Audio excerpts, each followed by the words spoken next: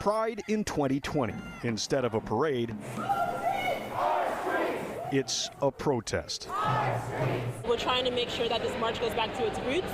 Pride was originally a riot. It was not a party where people can just get drunk and then leave as if nothing happened. The roots of Pride celebrations trace back to the Stonewall Uprising in New York 51 years ago. Transgender people of color were leaders of that movement, but there's a strong sense that black trans people have not equally shared in the gains of both the racial justice and the LGBTQ plus movements. We need to open our doors and start accepting trans people into society. They are humans, they are people, and they deserve the same rights as everybody else.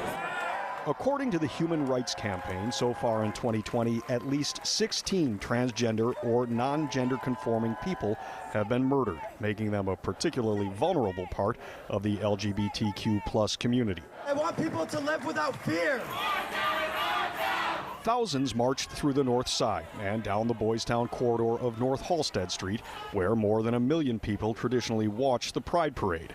This year, organizers say it's about marching, not watching. The stated goal, to reclaim pride. To take back pride from the white people that are using pride to make money off of people of color and us and excluding us from everything as well. They're also against the increasing corporatization of pride, which seeks to market merchandise to the community, but activists say does little else. Corporate America takes advantage of that so that way they could consider themselves allies, but they never actually do stuff for the real community that needs it. And that's really why we're here. We're here to tell them that us as a community, us as black and brown folks, queer folks, trans folks have organized this from the root. The march focused on trans rights, but also embraced the cause of racial justice sparked by the police killing of George Floyd. Organizers are asking for the city to devote more resources to at-risk LGBTQ plus people beyond what's available in Lakeview.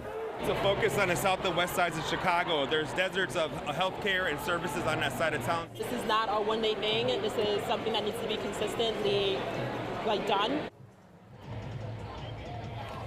And of course, there are concerns this year about spreading the coronavirus and the potential spreading of COVID-19. However, protesters were asked to wear masks and social distance as much as possible while also assembling to make their voices heard.